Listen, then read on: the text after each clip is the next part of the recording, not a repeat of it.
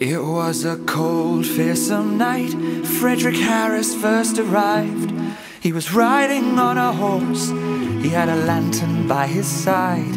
He took one look down the valley, and he knew that he'd found coal. He hung his lantern on a gatepost and began to dig the hole. Shortly after that, men began sinking for the mine, and they were excavating coal by the start of 1879. And from the shadow of this valley, there shone forth a brand new light, thanks to Fredrick Harris on that cold and fearsome night.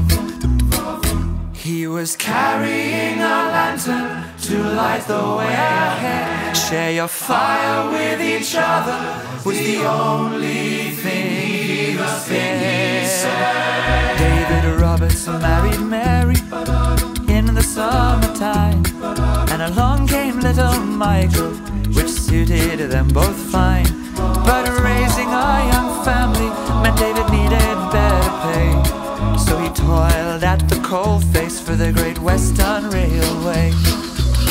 Before their son could even walk, a decision had been made.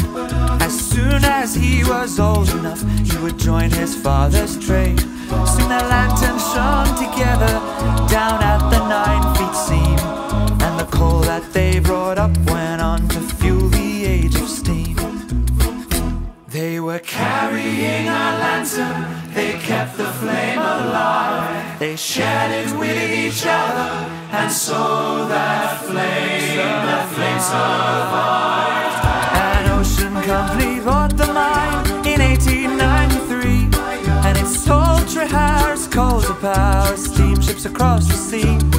You could travel to America if you were rich or you were brave, and it was Treharris coal that dragged Titanic to her grave. It was the greatest revolution the world had ever seen. There was a hunger to be fed that there had simply never been, and Michael made an honest living, but it took a life to earn. And in the end we are but dust, and to dust we shall return. Keep carrying your lantern, keep it burning night and day. It'll light somebody's future after we have gone away. You gotta take this life and pass it on. You've gotta take this life and pass it on. This mine gave men a living for more than 100 years.